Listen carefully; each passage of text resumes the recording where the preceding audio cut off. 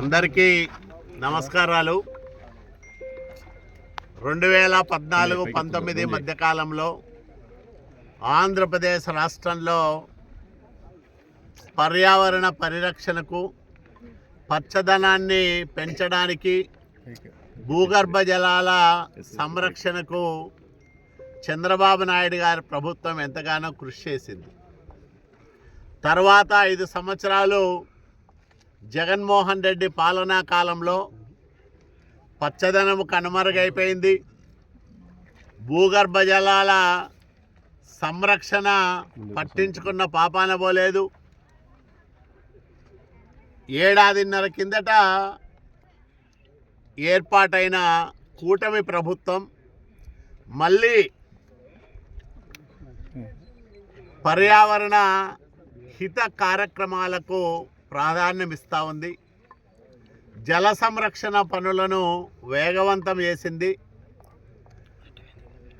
నిన్న గౌరవ ప్రధానమంత్రి నరేంద్ర మోడీ గారు రాయదుర్గంలో జల సంరక్షణకు చేపడుతున్న కార్యక్రమాలను వివరిస్తూ అనంతపురం జిల్లా నీటి సంరక్షణలో ఆదర్శంగా నిలిచిందని ప్రశంసించడం మనందరికీ గర్వకారణం.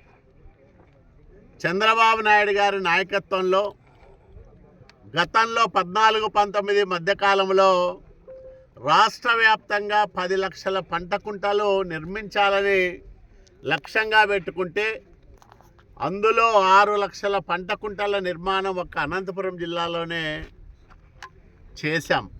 అది ఈ జిల్లా గొప్పతనం. చంద్రబాబు నాయుడు గారికి జిల్లా పైన ఉండే ప్రత్యేకమైన అభిమానం. ఏడాదిన్నర కిందటి నుంచి మళ్ళీ ఈ కార్యక్రమాలన్నీ ప్రారంభమయ్యాయి. ఒక్క ఉపాధి హామీ నిధులను వినియోగించే అంటే దాదాపు 213 కోట్ల రూపాయలు ఈ జిల్లాలో జల సంరక్షణ కోసం ఉపాధి హామీ నిధులను ఖర్చు పెట్టాం. 30,000కు పైగా నీటి సంరక్షణ స్ట్రక్చర్స్ను నిర్మించాం. దాని ద్వారా ఈరోజు జిల్లాలో 10.56 మీటర్ల లోతులో భూగర్భ జలం లభ్యమయ్యే పరిస్థితి వచ్చింది. అయితే ముఖ్యమంత్రి చంద్రబాబు నాయుడు గారి లక్ష్యం ఒక్కటే, వర్షాకాలంలో 5 మీటర్ల లోతులోనే నీరుండాలా, ఎండాకాలం అయితే 8 మీటర్ల లోతులోనే నీరు లభ్యం కావాలనే ఆయన ఆశయానికి అనుగుణంగా భవిష్యత్తులో మరిన్ని కార్యక్రమాలు చేస్తామని మనవి చేస్తూ ఉన్నాం. ఈరోజు ఈ జిల్లాలో చేస్తున్న కార్యక్రమాలు స్వయంగా ప్రధానమంత్రి గారు ప్రశంసించడం, మన్ కీ బాత్ తనకు అత్యంత ఇష్టమైన ఆ కార్యక్రమం 2026 సంవత్సరంలో తొలి కార్యక్రమంగా దాదాపు 300 మన్ కీ బాత్లు ప్రధానమంత్రిగా నరేంద్ర మోడీ గారు చేసిన ఈ ఏడాదికి ఇదే తొలి మన్ కీ బాత్. ఆ ప్రసిద్ధ కార్యక్రమంలో అనంతపురం జిల్లా జల సంరక్షణను అట్లాగే రాయదుర్గం నగరవనాన్ని ప్రశంసించడం నిజంగా మాకందరికీ చాలా ఆనందంగా ఉంది. దీనికి ప్రధానమంత్రి నరేంద్ర మోడీ గారికి అనంతపురం జిల్లా ప్రజల పక్షాన అట్లాగే కూటమి పార్టీల పక్షాన మనస్ఫూర్తిగా ధన్యవాదాలు, కృతజ్ఞతలు తెలియజేస్తూ ఉన్నాం. ఇక్కడ మనమున్న ఈ నగరవనం 14-19 మధ్యకాలంలో రాయదుర్గం నియోజకవర్గంలో 7,50,000 పైచిలుకు మొక్కలను నాటాం. ఆ సందర్భాల్లో అటవీ శాఖ మంత్రిగా ఉన్న బొజ్జల గోపాలకృష్ణారెడ్డి, స్వర్గీయ బొజ్జల గోపాలకృష్ణారెడ్డి గారు ఇక్కడికి స్వయంగా రావడం, ఇక్కడ మనం చేస్తున్న కార్యక్రమాలన్నీ చూడడం వల్ల ఆయన ప్రత్యేకంగా రాయదుర్గానికి అప్పట్లో నా విజ్ఞప్తి మేరకు ఈ నగరవనాన్ని మంజూరు చేశారు.